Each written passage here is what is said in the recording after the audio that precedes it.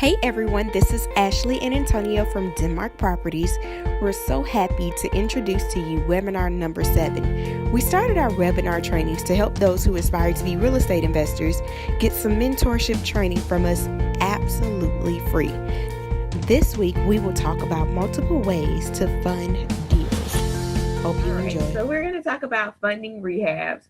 This topic was actually brought up by two of our interns. We didn't even know what the topic was going to be until they actually created the event. Michael and Ashley, they actually said, we want to know about funding rehab. So that's what we want to talk about this week. All right. So send a special thank you to Michael and Ashley for this topic today on funding rehabs. I think this is one of Antonio's favorites, if not favorite. What would you say? One of them. I like the credit one last week. Last week, okay. Like, if you haven't seen the credit, improving your credit from last week, go to YouTube and subscribe. It was a good one. Yes, our YouTube channel is Denmark Properties LLC. If you subscribe to it, you'll know whenever we put a new video up so that you're one of the first to know about it. The credit one had two parts. We had so much information. Tara Daly came and spoke with us, and it was so much good information that we had to split it into two sections. So one section is Tara just giving us good advice, telling us how to use our credit, how to repair our credit, maintain our credit, and invest with our credit.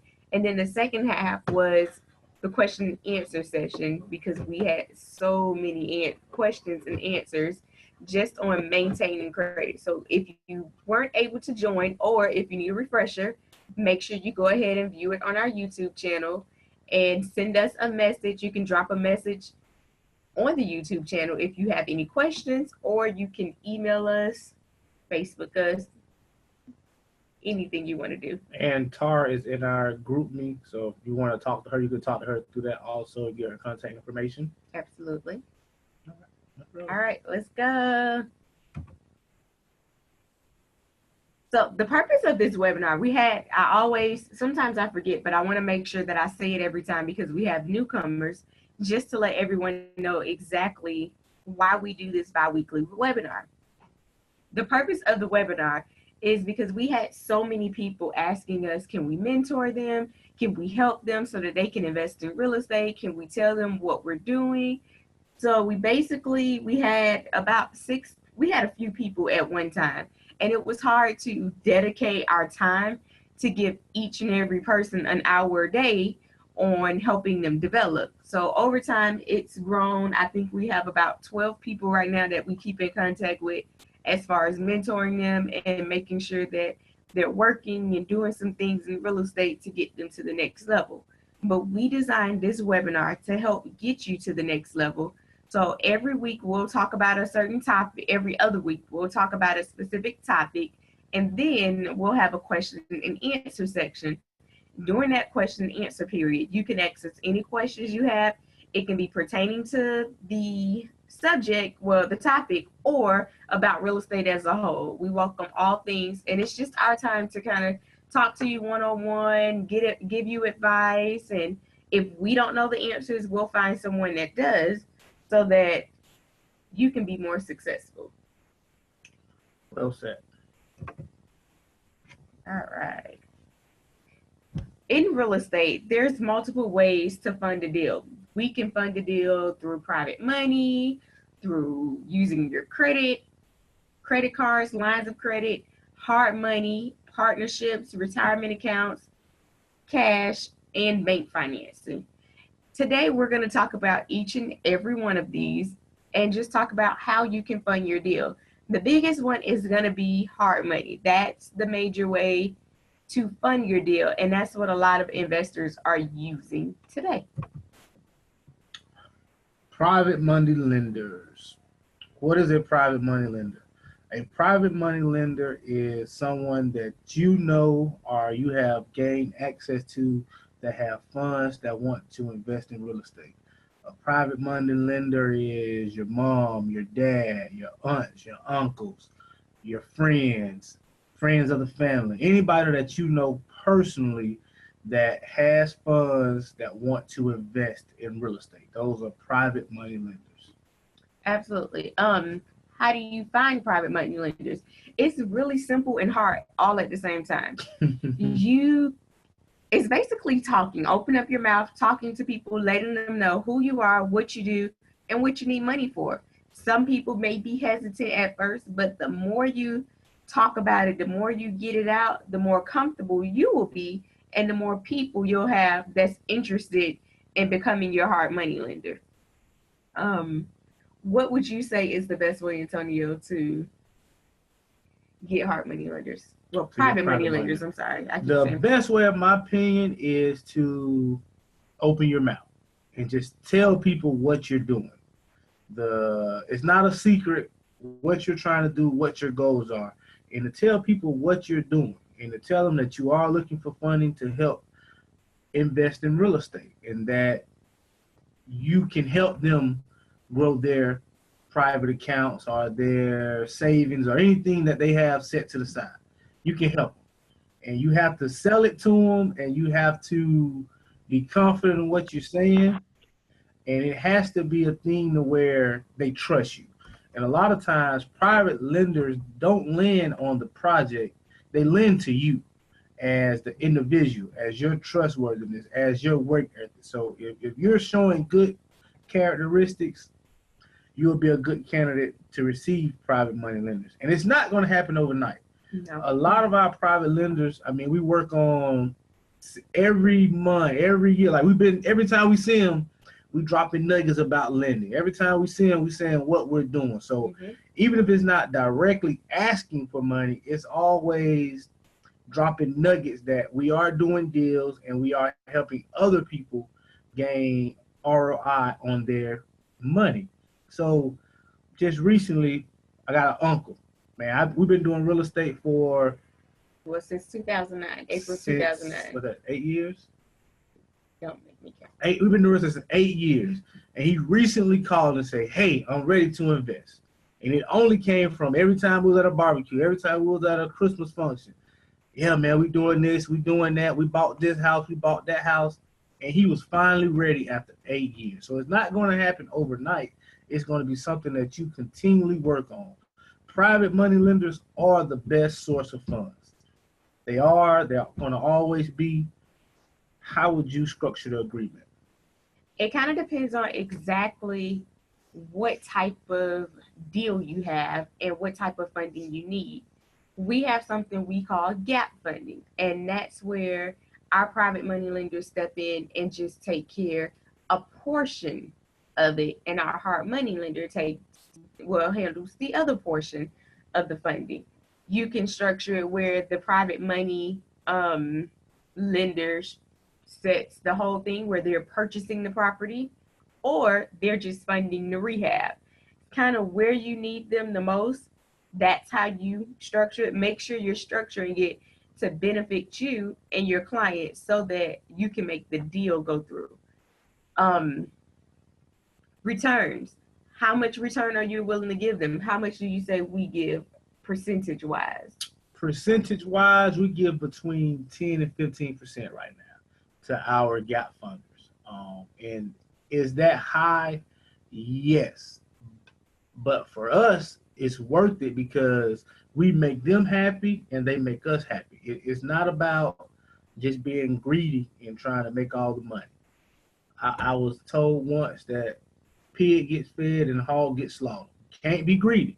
You have to give some of it back to your private lenders so that they can want to do deals with you and come back. All my private lenders right now are happy. We show the returns. We show them how projects are going.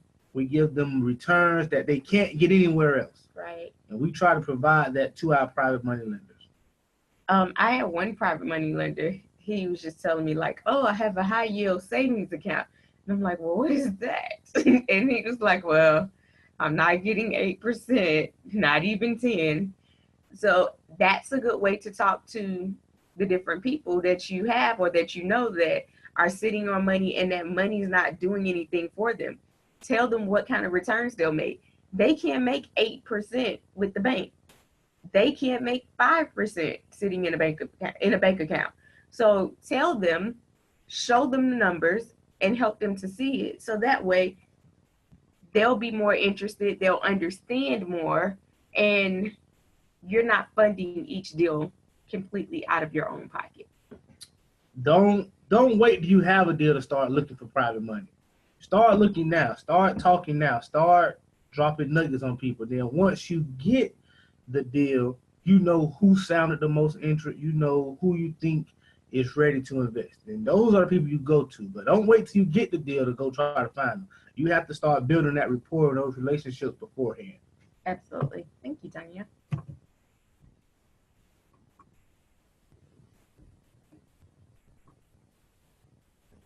So a hard money lender is different from a private money lender. However, they both provide you money with funding your deal.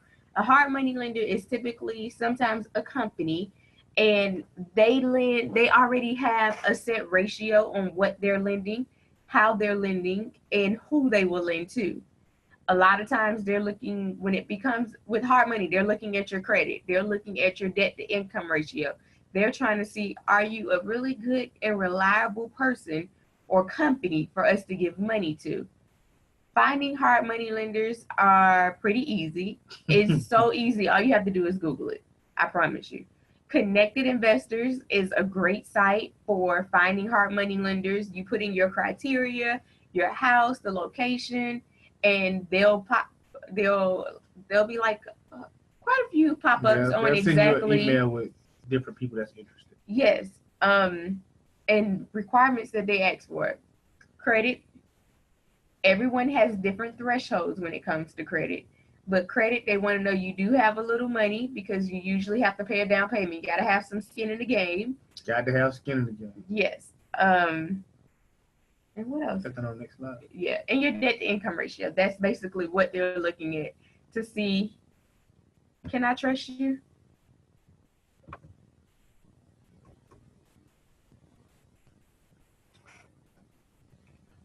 What is a joint venture partnership? Well, a joint venture partnership is where it can be constructed many different ways. One of the ways that we try and structure our joint venture partnership is where we'll find a private money investor to fund the purchase and rehab, and we split the back end profit. So that way they're funding the deal and we're splitting the profit. That's why it's called the joint venture partnership. It is not just private money. When it's private money, they're going to get a set amount of interest. They're going to get it back in a set amount of time. But when you do a joint venture partnership, they're taking more risk, but they're also opening themselves up to more returns. And that can be structured many different ways. But the best way I think that it can be structured is if you find a private money lender that will finance the purchase and rehab, and you say, hey, we'll split the back end. That means you have to find the deal, you have to manage the contractors, you have to pick out all the supplies, you have to make sure it gets sold, and at the end, y'all split the profit. How do you find joint venture? You find joint venture partners the same way you find private money. Just talking, opening your mouth, and letting them kind of lead the conversation to find out what interests them and what floats their boat. I found that a lot of joint ventures are other investors that want to partner up on a deal just because they need a deal at that moment or they were interested in it. We actually have a joint venture that we're working on right now with two other investors, actually. But they're investors and they're private money lenders all at the same time.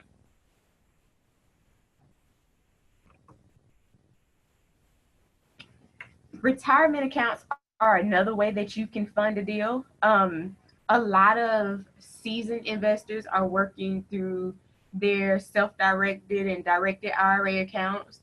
I put 401k, but typically you don't invest with your 401k. You will need to take that out and put it into a self-directed. Roll it over to a self-directed or directed IRA. You kind of have to decide once you talk to them what's the best one for you. And once it's in those accounts, it's under a whole different tax bracket. It's not counted as taxes unless you pull the money out. So you can do deals in that account, and you don't get any taxes while you're doing those deals in those accounts. So a lot of times the private money investors use their IRAs to invest, and you have to gain knowledge to show them how to do it and how to work it. But let's say if I got an uncle who's going to retire soon, I know he has a solid 401k. I know he has a solid financial backing, and a lot of times they be skeptical about using their retirement. But if they can just roll a piece of it over into a self-directed IRA and invest in you, they can get more money and you can get more money. But you have to be able to show them the benefits of moving that money and investing with you. There are different types of directed IRA accounts. I'll say self-directed IRA accounts. There's one where there's a checkbook one where you can actually write checks. But be very careful with that. Make sure you're showing the right documentation because it can get audited. A lot of investors like to use their checkbook versus having someone else to release the money because there's a time difference when it comes to releasing the money. So as long as you're keeping good documentation, you should be fine with it. And self-directed IRA is a whole topic in itself. It's too deep to get into right now, but that's something to look into, and that's one of the main avenues that private investors have access to. A lot of them don't just have access to savings, 20, 30,000 just sitting in the bank. A lot of them have money tied up in their retirement and 401k plans that they can say, hey, that money's just sitting there. I'm not happy with it. Show me something different. Absolutely. Thank you, Tanya. Items needed for hard money lenders. Hard money lenders like to see that you have a scope of work, that you have contractors. They want the contractors to be licensed and insured. A pricing sheet. A pricing sheet is basically a list of your materials, how much it's going to cost, what you're going to use in each area of the house to make sure your budget is right. Comps, they want to know the recent sales in the area, typically 0.5 mile radius. A BPO or appraisal. A BPO stands for a broker's price opinion. And that's when there's a broker that comes out to the property instead of getting an appraiser. They come out, they look at the property, and they basically, it's just like an appraisal, just like a CMA. They tell you exactly what the house is worth today based on the market and what it will be worth once you repair it. So it'll give you the after repair value. And they want to know your credit report. Each lender has different criteria when it comes to credit. You have some that will say a 620 is good. Some want a 640. Have you seen anything less than a 620? Some say your credit don't matter. It's just depending on the deal. So your credit with hard money lenders, your credit is a plus. It's not necessarily a must for some of the lenders. If you got good credit, you'll get better interest rate. You'll get better points and things of that nature. We'll go over that next. But credit helps. But if you got a good deal, hard money will fund you. All right. Scope of work. The scope of work basically is a list of everything that you're going to do to the property, the things that's going to be done, the time frame that is going to be done. So say you're going to have the exterior, the interior, and the exterior painted, the interior painted, and the gutters painted in week 1. That goes in your scope of work and is basically segmented by week so that the hard money lender knows, okay, well, this is supposed to be done in this section, this is supposed to be done in that section, and this is supposed to be done in the next section. What that does is they send an inspector out once each section is completed to release the funds so that they can pay you based on the work that's done.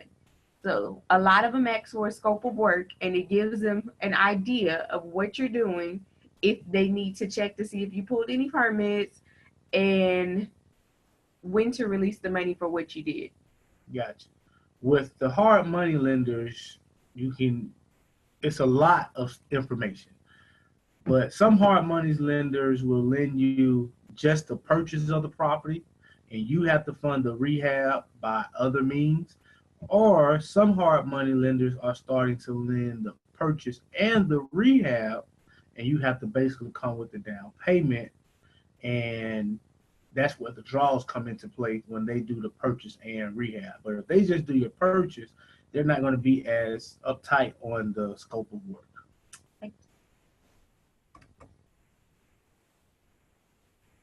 Hard money lenders, points, and interest. Typically, what I'm seeing is 4 points, 2 to 4 points, 2 to 5 points, 10 to 12% interest. That's typically what hard money is going to be lending at. And when I say points, points is just the interest of the loan. So if they give you a $100,000 loan and you have 2 points to pay, that means you're going to have to pay $2,000 up front at closing. That's considered points. Interest, which is 10 to 12%, is what you're going to repay over time. And some lenders do it, roll it into the loan, and some lenders make you pay that per month over time. So points and interest is kind of what deviates some lenders from others. We typically like for them to roll it into the loan so that we can pay it on the back end. But we do have some where they will only do it per month. So be mindful of it. Be mindful of if you have to re-up on points in 6 months. Some hard money lenders tell you that you have to re-up in 6 months. So just be mindful of your contract and set aside that money because it may take longer than expected. And you don't want to have to figure out how am I going to come up with this money. Length of the loan. Some are 6 months, some are a year. And you have to understand that because if that deadline comes, it's interest only loan, so you're not paying any principal. When that deadline comes, you're going to either need to pay for an extension, which most lenders offer, or you're going to have to pay off that loan or refinance out of that loan so that you can get better terms and better interest for a longer period of time, depending on what's your exit strategy. Difference between LTV and LTC. LTV means loan to value.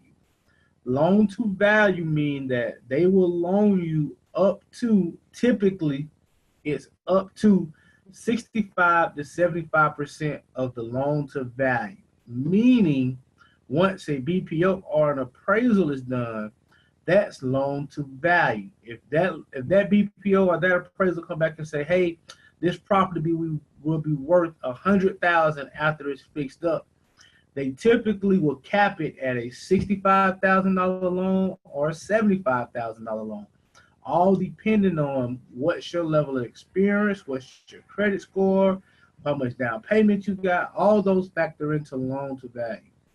Loan to cost is slightly different. They look at the appraisal of BPO, but they don't consider it when they're considering how much money to lend you. Loan to cost means that if it's going to cost $70,000 to buy it and fix it, that's your loan to cost.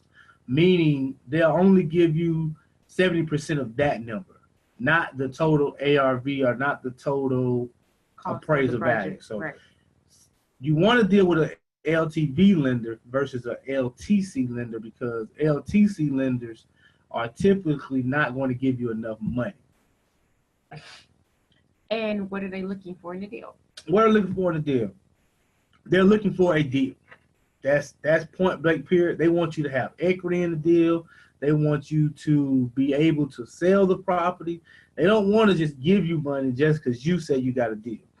And typically how they look at it is they're going to lend you, if you're a new investor, you're going to get about 60% of the ARV. If that's the type of loan, or the LTV, if that's the type of loan you want. So you got to have a smoking deal, they'll lend it to you. They want to see that you have some type of experience or you've been around it or you got some experienced contractors. That's what they're looking for. They're not going to lend you $100,000 for a house that's worth $100,000. just not going to happen. They want to make sure that there's equity in the property, so when it sells, they can get paid, and if anything go wrong, they can take the property back with equity in it. So what if you don't have any experience? How do you gain experience? If you don't have any experience, expect your LTV or your LTC to be low.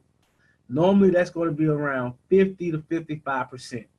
So that means you're going to have to come up with more money at closing. So it's basically like a seesaw. The more experience and credit you have, the less you put down at closing. But the less experience and the less credit, the more you're going to put down at closing because they want to secure their investment with cash.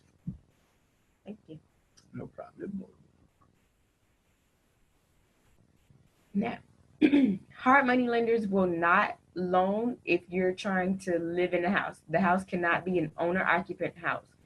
They want to make sure that you're not going to use their money to fix up your own house and they can never get you out of it. So they always have it on the applications that you will not live in this property at any time while this loan is there. And that's just to secure their interest in it, to make sure that they don't have to evict you and foreclose on you. Or foreclose on you, yeah. It's harder to foreclose on an owner-occupant than it is a non-owner occupant. So that's why they don't allow you to live in the house.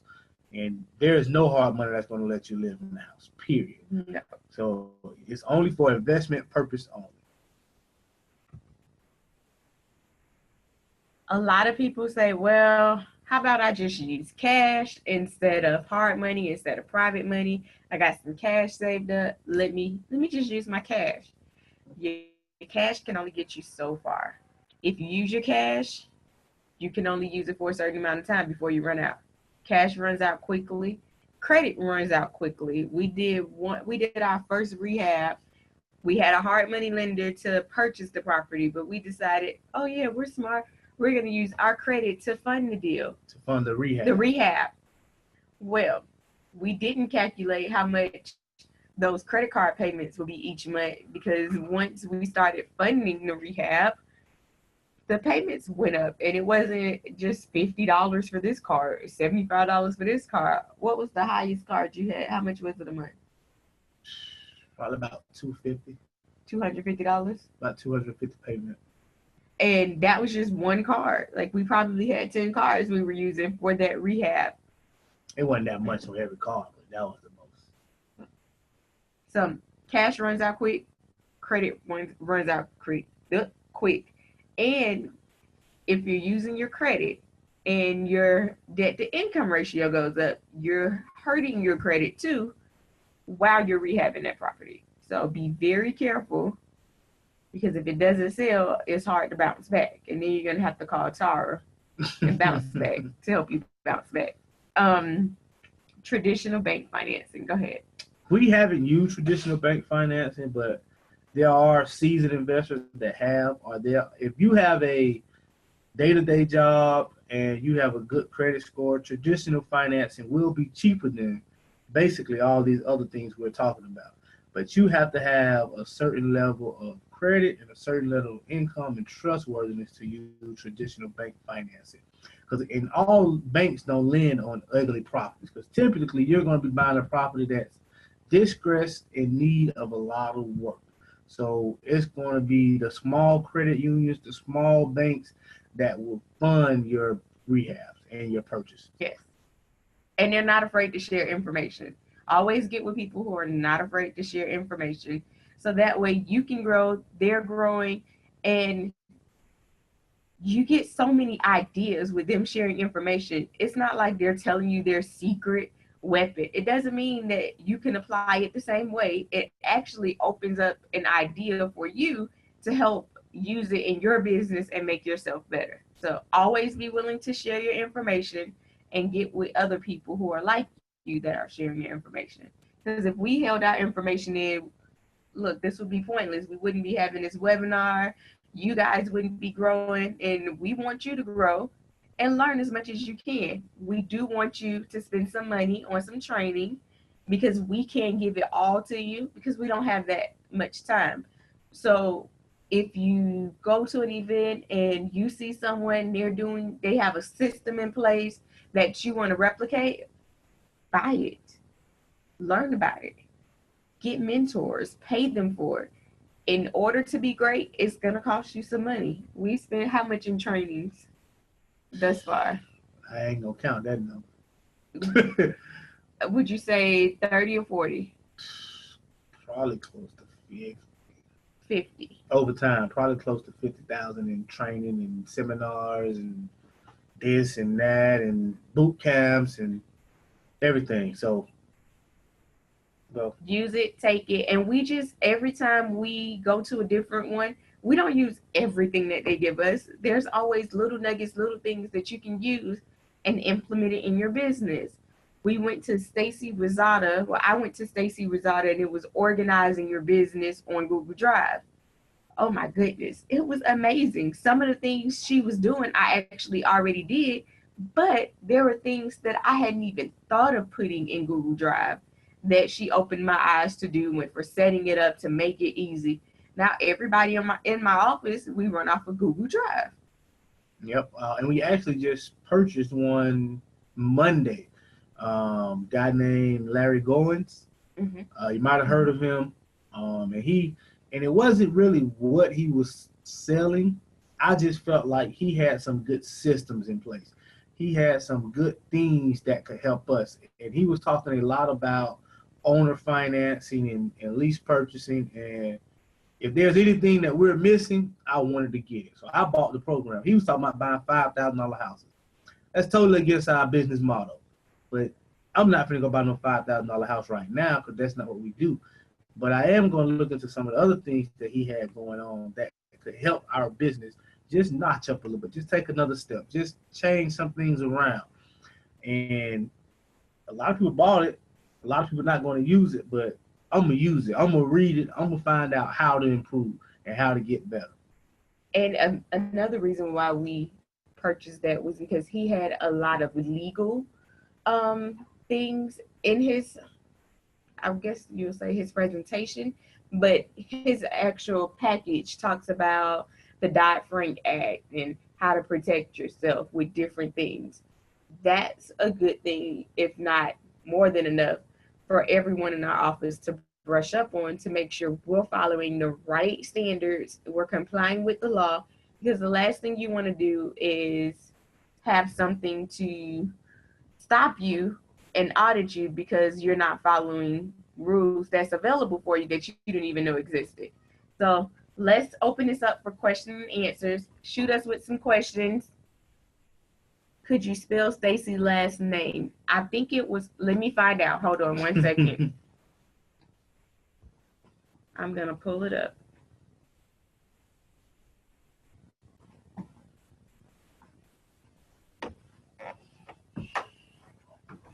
Rosseti, and I'll type it too. She's an investor, Tori. She's out of Atlanta, and she's basically buying and selling houses at a high rate over there. And she came over here and spoke to us at the AIA meeting, and it was good. It was real good. And she's always doing trainings and things of that nature. So she's somebody good to look up and see what she's doing and what she got going on. Any more questions? Don't have to be about this topic. It can be about anything that you want to talk about, anything on your mind. Anybody had a hand raised? I thought somebody had a hand raised. Nope.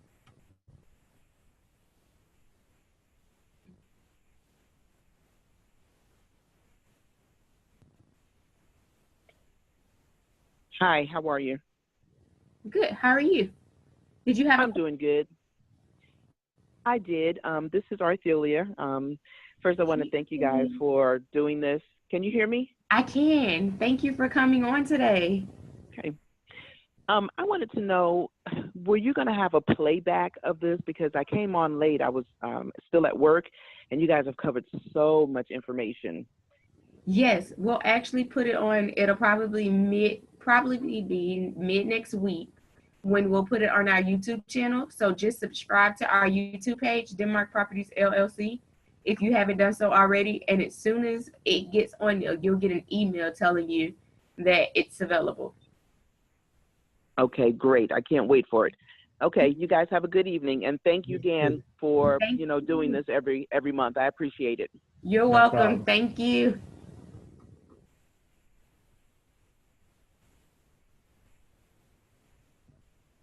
Hey, Eddie. Hey, Myron. Any other questions, you guys? No questions. Y'all was questioned out last week or 2 weeks ago. Just to quickly talk about some of our funding things that what we're doing and how things we're going. We mainly use hard money, and the company that we use is called Ground Floor. And what this company does, they will provide you with purchase and rehab for the project. Now, Ground Floor is a little steep as far as their credit requirements. You got to have like a 640 credit requirement. But the good thing about Ground Floor is you don't pay any points up front and you don't pay any interest during the life of the loan. Everything is rolled into the loan. So where with one hard money company, hypothetically speaking, you'll need $10,000, $15,000 to do a deal. With Ground Floor, you only need to come up with 7,000, 8,000 maybe. All depends on what price point you're in. But that's one of the main companies that we're using. We also use Lending One, which is another hard money company, and they charge basically like a regular lender. They charged us 3 points up front. We paid all the closing costs, and they charge us 12% interest. And we make a payment every month. It's auto drafted out of our account for the life of the loan. Um, Actually told you we have a joint venture going on where we had two investors. They basically used their IRAs to fund the purchase and rehab of the property. And from that property, we're going to split the profits. We're managing the property. We are basically looking at comps. We're over there all the time. We're doing all the legwork on the property. And all they did was fund the property for the purchase, and they fund the rehab of the property. We have another situation where we bought a property subject to the existing financing, took over their payments, and we had a private investor provide the rehab money. And basically, from there, we're going to combine the two and sell the property. The name of this game is be creative, don't be stingy, and be willing to talk about it and think outside the box. It's not all going to be cut and dry. You're going to have to be creative. You're going to have to find things. You're going to have to move things around, and you're going to have to show your private money investors that you can provide to them. And make sure you take care of your private money investors because they're taking good care of you. So you make sure you take good care of them. Show them that you appreciate them. Our first investor, I actually talked to her yesterday. She heard us on a podcast and sent us an email. And it was so amazing just thinking back at the situation because she didn't know us from Adam or Eve. We were two young kids wanting to flip. Found her on Craigslist. Really. Met her over dinner at a restaurant at Landry's, remember? Mm-hmm. And she was just like, I like you guys. And it was just like, really? What are we doing? Are we really going to do this? And she stepped out on faith and funded us that money for that deal. Mm-hmm. And just started the trickle effect after that with us being able to get with other hard money lenders.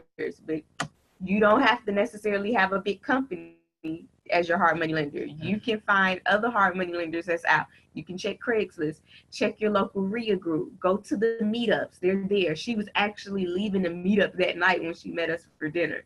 So they're there, talk, tell people what you're doing, tell people your vision, tell people your goal, get it out there. The more you tell people, the easier it is on you to say it, the more you'll have believers and the more you'll believe in yourself too. So say it, say it, say it. Don't ever stop saying it. Any other questions, you guys? Mr. Ed ain't got a question. This is gonna be a record. Ed ain't got no question. I just want to say this is Myron, guys. How are you doing tonight? Hey, Hey, Myron, hold on. I'm Myron. gonna exit start your video. I wanted to just say I thank you all again for what you're doing and the information you're providing, and it just means a lot. So you guys continue to just give back and doing what you're doing, and God's just going to continue to bless you. Thank you, Thank you very Myron. much, Myron. Thank Thank you. you. All My right. son beating on the door. Yeah, he's trying to get out. Munchkin alert.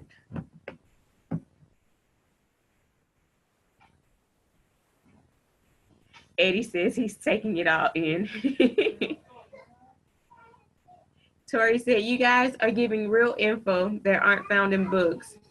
And I've read a lot. Oh, you guys are incredible. You are helping me. Good, Tori. We're so happy that we're helping you. And a lot of this stuff we didn't read in books either. Now, we do listen to a lot of podcasts. We listen to Bigger Pockets. I listen to social media marketing, marketing success, just a whole bunch of different podcasts. I'm like constantly feeding real estate into my head so that different ideas can pop up. So make sure you're doing that, and make sure you're getting around like-minded people. Experience talks a lot. We've had ups, we've had downs, we've had in-betweens, everything. So experience, we just want to give you our experiences, good and bad. And if they're bad, we can kind of tell you what the outcomes are so that you can make better decisions from it. And we understand, we want you to use your own decisions. Don't use ours, but just know what the outcomes were for us so that you can help formulate and make yours better. Even if you do the same thing, you can get a better outcome. Bad. Let me tell you about this bad. I heard you say bad. On that first loan we got, we didn't know that it was only it was a year loan, but it was really a 6-month loan. And we had to pay more points at 6 months. So it was like month 5, and we was communicating with the lender, and she was like, hey, you know, the 6-month mark is coming up. What are you guys planning on doing? And we like, I mean, what you want us to do? We got the loan for a year. And she's like, well, it's actually a 6-month loan. It's a year loan, but you got to pay points at 6 months. So we end up coming up with like another $3,000 in the beginning, in the middle of a rehab, to where the rehab was already taking too long, and we was paying credit cards. So we was like, whoa, we didn't know that. So do your due diligence, ask your questions. That was the bad. That was a bad. Read your contract, because it clearly stated it in the contract that we just so happily signed. We were just excited to have somebody ready to invest in us. Read your contract. Very vital. Thank you, man. Eddie, I saw your hand raised, so I'm gonna go to you. At first, Eddie said he was just taking it all in. I doubt that. Eddie got something to talk. Eddie. Am I unmuted?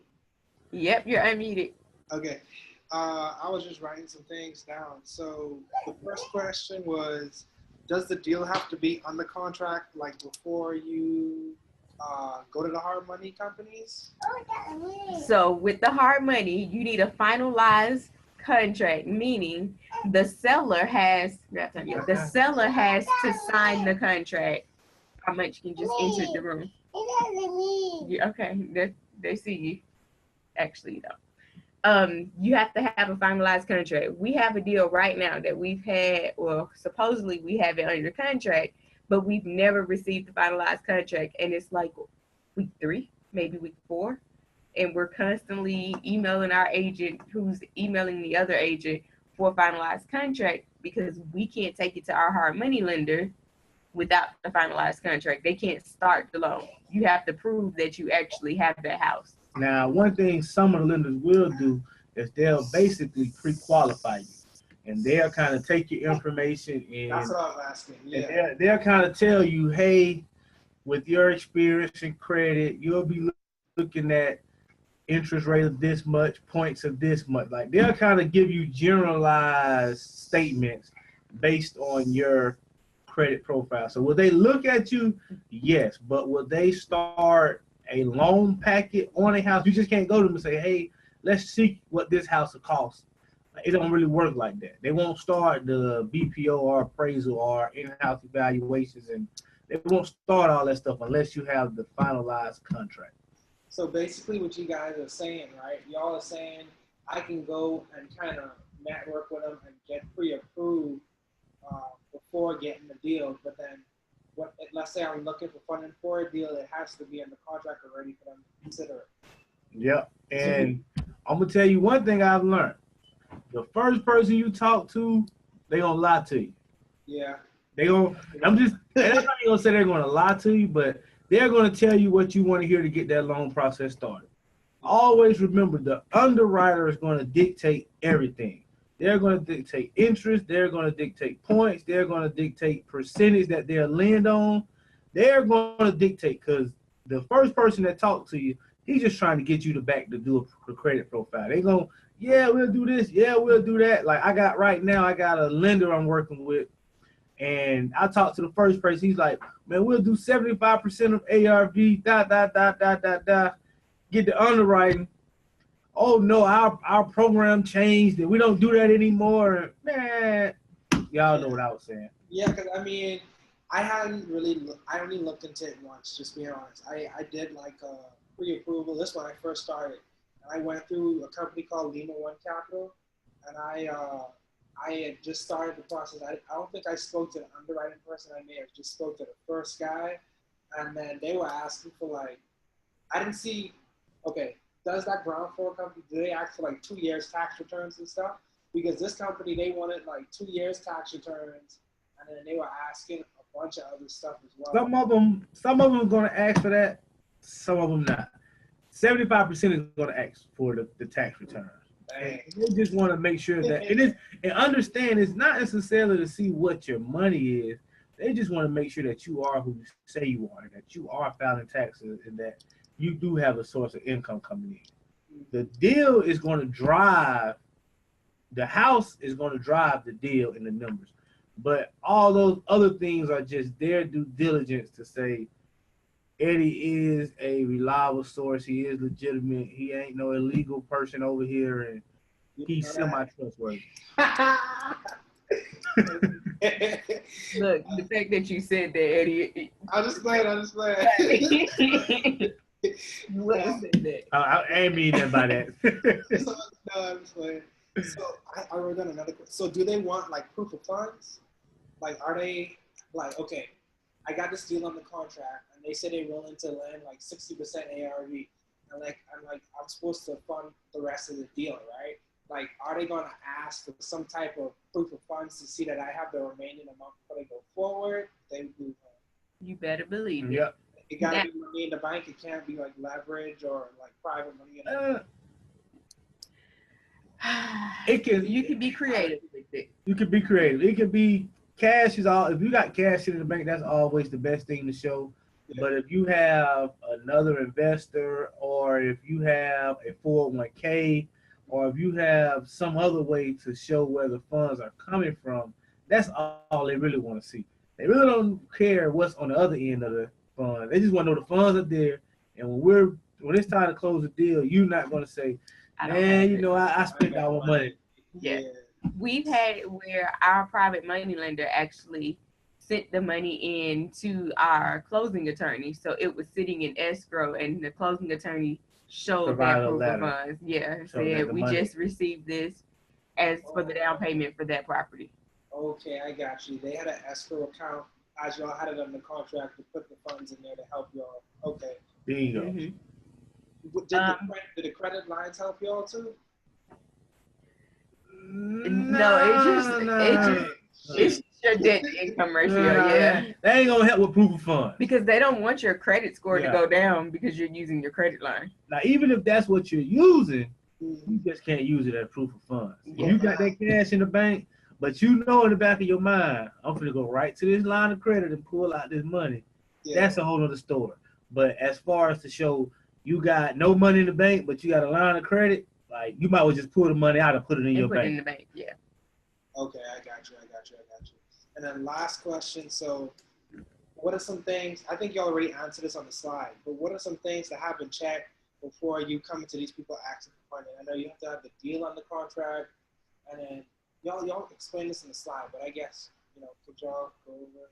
Go a little more. Okay. So Go. you definitely need to have the deal under contract. You need to have a finalized signature, meaning both the buyer and the seller signed it, and then it's a finalized date on it. And you need to have, some of them will tell you to pull your own credit report and send it to them. Some of them will pull your credit for you. They have a package that you fill out.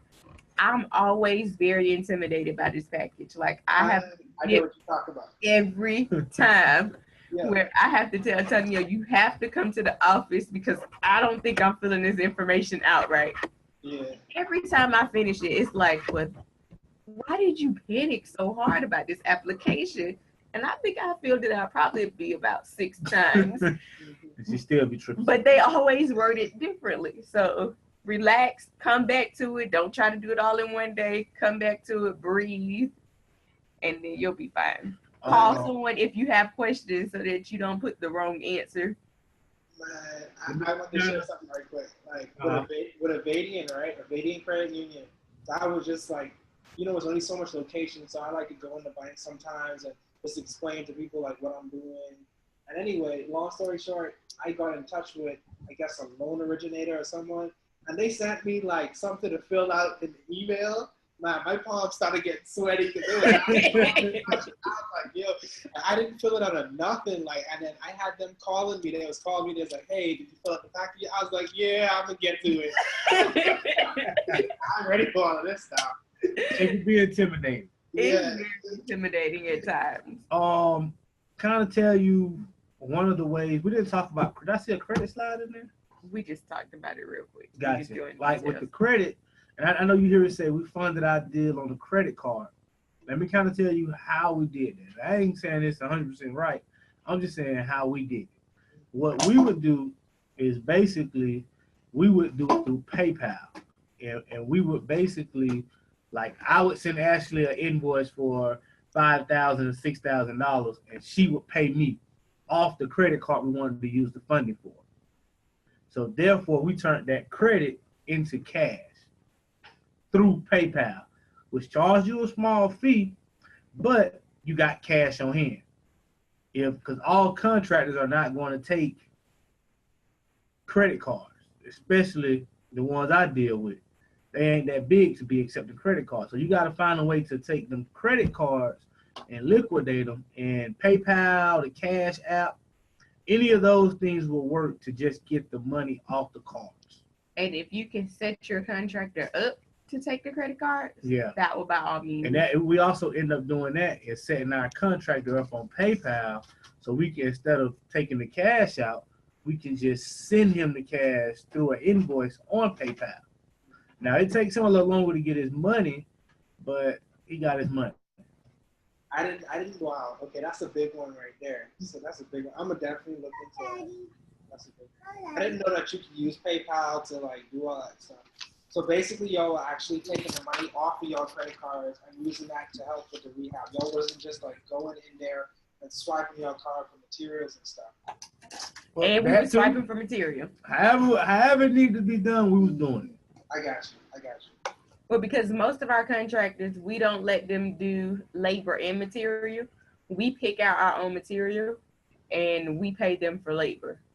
So we basically have the materials they need sitting for them at Home Depot and Lowe's for the project, because we know exactly, one second, Tanya. We know exactly how much it costs. Baby Tanya said, hey. We know exactly how much it costs. So, I got you. I often say something. Tori has a question too. Question is, could you guys talk about proof of funds letter, and does it apply to REO properties or any purchase? Proof of fund letters. A lot of lenders will send you a proof of fund letter even though you haven't started a package with them.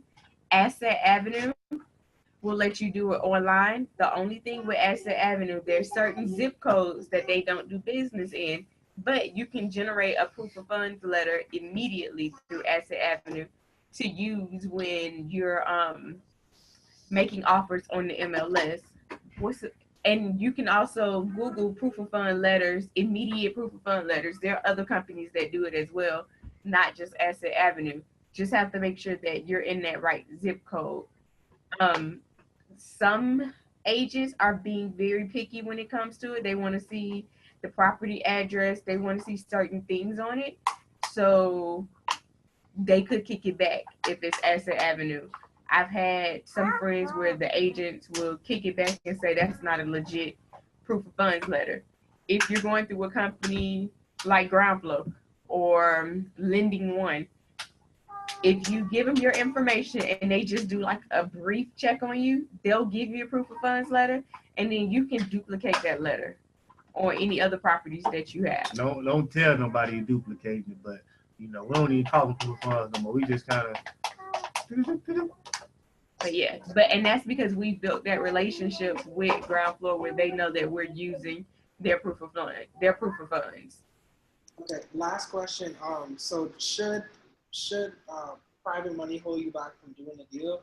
Like for people who just starting out or people who have done a few deals, and let's say everyone, the goal is private money. The goal is getting a relationship with an investor, like what y'all said, who may have a retirement account, and they're looking to get a higher return. But let's say, should that deter you from trying to do a deal with hard money? Like I'm trying to say, like, you get what I'm saying? That's the best. Yes. Don't be greedy. That's what Tanya talked about earlier. Pay the money. Just make sure you have enough money in the deal so that you make enough money. But don't be afraid to pay the money. That's what gets your experience until you can get a private money lender to say, hey, I got 1.2 million for you. Go ahead and use it how you want to use it. We ain't there yet. We're gonna find one. Soon. Absolutely. Until then, pay it. And just do multiple deals because the more deals you're doing, you're not hurting for that 10,000. I mean, do they land on like buy and hold, or like are most of these companies just for like 6 or 12-month projects? Like, do they have like buy and hold programs for them too? They have Ring to both. 30. They have, and different companies have different programs. Some companies have a traditional 30-year program to where they're going to lend you the money, give you a 30-year note, and you're going to pay it over 30 years. Some companies have a 3 and 5 year program to where you can do interest only for 3 years or 5 years and then pay the money back. So depending on what you're trying to do and what's your exit strategy, that's the type of loan you're going to be looking for. If you're looking for rental properties, then you'll look for one company. If you're looking for a medium term, 3 to 5 years, then you're going to sell it after you rent it for a couple of years. Look for that. If you're looking for a flip, that's typically 6 months to a year loan.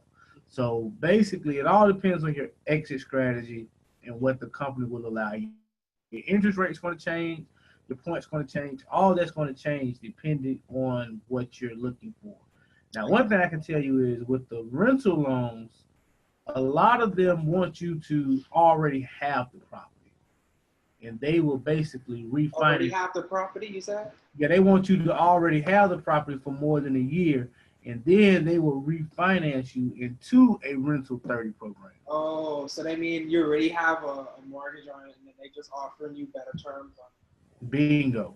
So that's for that rental program. For the most part, that's how it works. A lot of them are not just lending money on a rental product for real. So are they doing it? Yes, but it's hard to find. I got you. All right, man. Thank you all. I hope I took up all the time. You're good. You're good. Okay. We right on time. Tori, did we answer your question all the way?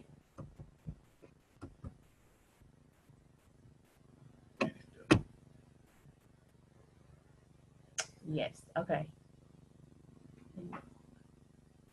And you can use proof of funds on any property. Sometimes you will have a homeowner that says, okay, you say you're gonna purchase my property. Well, show me you're gonna purchase it. We've had some homeowners to say, Well, show me a proof of funds. And they could be brokers. They could have somebody in their family that's a broker or a real estate agent, which kind of helps them think of that.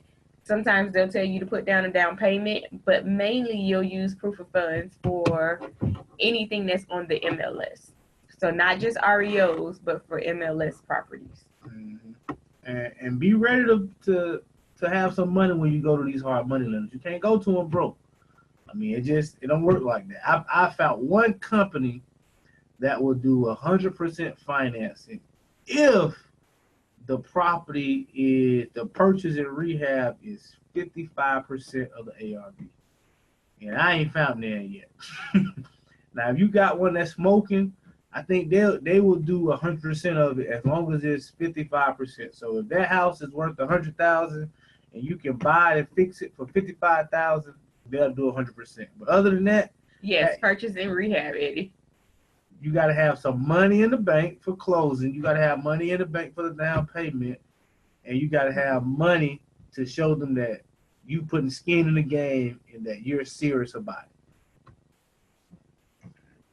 All right. All right. I think we went over our time again, as usual. We're going to have the after party on Facebook Live at Denmark Properties, Facebook.com/Denmark Properties. So you can join us there.